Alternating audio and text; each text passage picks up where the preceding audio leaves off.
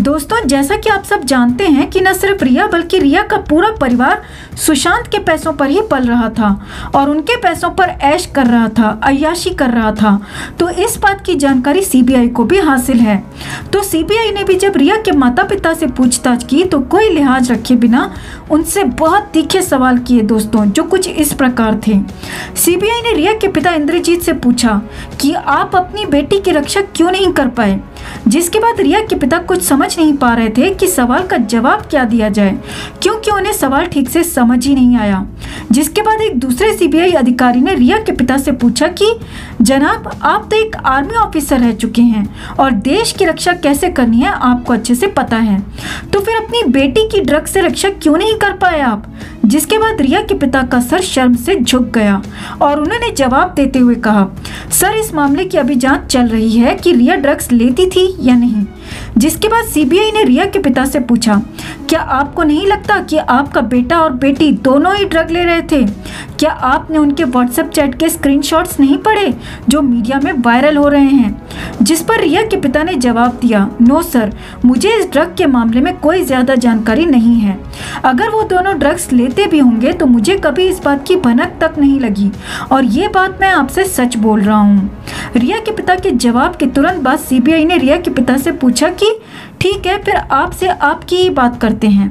आप बताइए कि आप सप्ताह में कितनी बार ड्रग लेते हैं? दोस्तों, ये सवाल बेहद खतरनाक था क्योंकि सवाल को सुनते ही रिया के पिता बेहद बेचैन हो उठे। उनके चेहरे का कंपन साफ दिख रहा था। जिसके बाद सीबीआई का शक गहरा गया और उन्हें यकीन हो गया कि रिया के पिता झूठ बोल रहे हैं। सोशल मीडिया में सूत्रों की खबर के अनुसार सीबीआई ने रिया की माताजी से ज्यादा सवाल जवाब नहीं किए। सीबीआई ने रिया की मां को इसीलिए बुलाया था ताकि रिया के पिता के जो जवाब हैं उन्हें बाद में कंफर्म किया जा सके, वेरीफाई किया जा सके। और इसीलिए सीबीआई ने रिया के पिता से अलग पूछताछ की जहां पर रिया की मां मौजूद नहीं थी। सीबीआई ने रिया के पिता से आगे पूछा कि रिया की शादी को लेकर सुशांत के परिवार से आपकी कुछ बात हुई थी या नहीं। इसके जवाब में रिया के पिता ने कहा, सुशांत के परिवार से मेरी बात ज्यादा नहीं होती थी, इसीलिए इस मामले में भी उनसे कोई बात नहीं हुई। दोस्तों, ये सवाल पूछकर सीबीआई ये जानना चाहती थी कि एक जिम्मेदार माता पिता होने के नाते रिया के पिता ने रिया को घर से बाहर सुशांत के घर पर रहने की परमिशन कैसे दे दी थी। ये सवाल पूछकर सीबीआई ये जानना चाहती थी कि रिया के माता पिता क्या वाकई में एक अभिभावक, एक गार्डियन होने का फर्ज निभा रहे थे या सिर्फ सुशांत के पैसों से अपनी तिजोरी भरने में ही लगे हुए थे।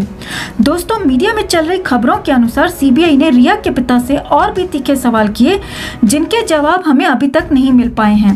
जैसे ही हम तक वो जवाब पहुंचेंगे हम आपको भी जरूर अपडेट कर देंगे, लेकिन फिलहाल आप उन सवालों को सुन सकते हैं। सीबीआई ने रिया के पिता से पूछा कि सुशांत की कंपनी आपने अपने घर के एड्रेस पर क्यों रजिस्टर करवाई? सुशांत के फाइनेंशियल मामलों में आपका कितना दखल था? क्या सुशांत के अकाउंट में आपके अकाउंट से कोई पैसे ट्रांसफर किए गए?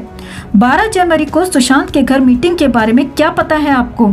आगे बढ़ते हुए दोस्तों, हम आपको बता दें कि रिया और उसके माता पिता के खिलाफ भी सीबीआई को ठोस सबूत मिल चुके हैं। इसी कारण सीबीआई रिया से, उसके भाई से और अब उसके माता पिता से भी लगातार पूछताछ कर रही है, क्योंकि दाल में काला और पीला दोनों रंग उन्हें नजर आए हैं। जिसके बाद दाल बेहद खराब नजर आ रही है और सीबीआई का माथा ठनक चुका है। उधर एनसीबी भी जल्द से जल्द रिया को गिरफ्तार करने के लिए बेचैन है और खबरों के अनुसार एनसीबी रिया को गिरफ्तार इसीलिए नहीं कर रही क्योंकि वो सीबीआई की जांच में दखल अंदाजी करना नहीं चाहती। लेकिन जैसे ही सीबीआई की जांच पूरी होगी उसके बाद एनसीबी के डंडे रिया पर पड़ने शुरू हो जाएंगे और रिया सच उगलेगी और फिर जेल में सड़ेगी। अगर आप चाहते हैं कि सुशांत को इंसाफ मिले और रिया को उम्र कैद, तो इस वीडियो को ज्यादा से ज्यादा लाइक और शेयर करना ना भूलें दोस्तों, और साथ ही कमेंट में अपनी राय भी जरूर बताएं। हर अपडेट के लिए बने रहें हमारे साथ, क्योंकि आप हैं तो हम हैं।